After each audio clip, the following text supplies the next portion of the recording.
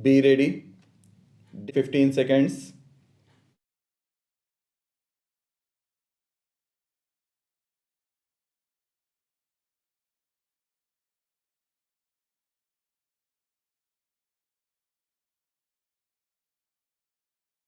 Mr. Deputy Speaker, Sir, after a long debate, it is rather tiresome for most members to hear again a long speech. I shall therefore confine my reply to the salient points which have been raised in the course of the debate. In the course of the debate, certain questions were asked. They require answer. There were certain opinions expressed as their own as their interpretation. Then there was a general discussion and then there was a tirade. So I will have to sort out my replies to each one of these things in an appropriate way and meet the points raised. At the outset, I would like to express my sincere thanks for all the persons who have contributed to the debate. I am very happy that all members who participated in the debate had made a thorough study of the memorandum which the government submitted, the assessment made by the IMF staff, and have very carefully analyzed and compared the one with the other, and I want to thank them for drawing my attention to certain things for which my reply is needed. Sir, broadly, I will deal with the points which require explanation. The honorable member raised the point as to how this money is going to be used, and this seems to be worrying a large number of members. This loan is not a budgetary support. This is only an assistance to meet the foreign exchange deficit of the government of India. This rupees 5,000 and odd crores will not be brought into budget at all. It cannot be spent on any of the things on which many members wanted it should be done. In fact, some people even thought that it should be distributed, being such a large amount. I have mentioned in the course of my introductory statement this morning that at the end of this year there would be deficit on current account of about rupees 3,000 crores at the end of this year. If it continues for another year, then rupees 3,500 and odd crores, which is now foreign exchange reserve in our possession, will be exhausted, and we will have no foreign exchange whatsoever to meet our essential obligation.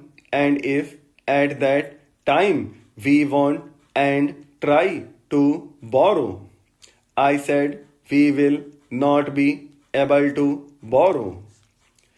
We shall have to go and beg.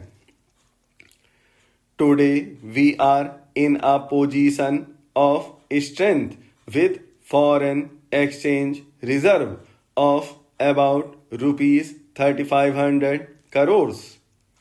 We are raising this loan and this loan cannot be used either for budgetary purposes, for defense purposes, or for internal administration or anything of the kind.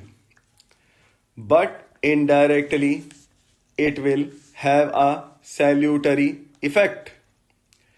The foreign exchange which would otherwise have to meet from our own earnings could be used for better purposes, particularly for internal use. But this amount as such will be transferred to the Reserve Bank of India, and people who want the foreign exchange must pay in rupees to the Reserve Bank of India and request release of foreign exchange from the Reserve Bank of India. This is the modality of operation. The question was asked, is it necessary to have this large loan? What I have established is only a line of credit.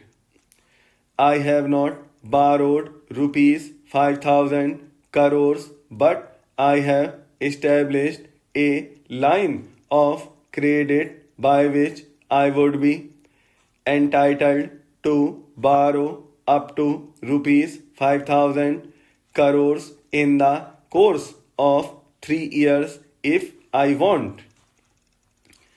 At the present moment, it appears that we may require it. But there are possibilities of our not being under pressure to use this money under certain circumstances. For instance, we may increase our oil production, and if we increase our oil production, then our import of oil will go down, and to that extent we will not be requiring foreign exchange. The honorable member said your refinery capacity is fully employed. So what will you do?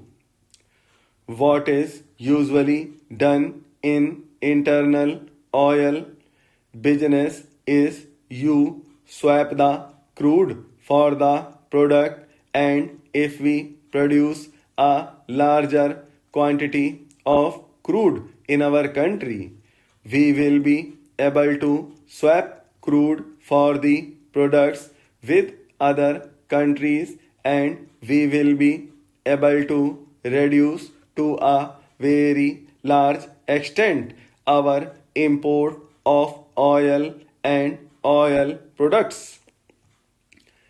I am a believer of God, and God willing, it may be that if the prospects which we have in oil exploration, particularly in the Bombay High, in the Godavari Basin, and the Kaveri Basin, prove to be successful in the course of 7 or 8 years, it would be possible to reduce our dependence on imported oil to become more or less self-sufficient.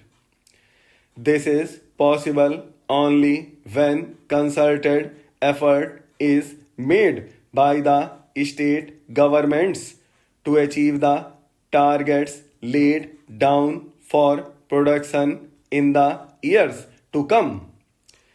But in any event, we expected up to 2070% of our requirements would be met by us and rest will have to be imported.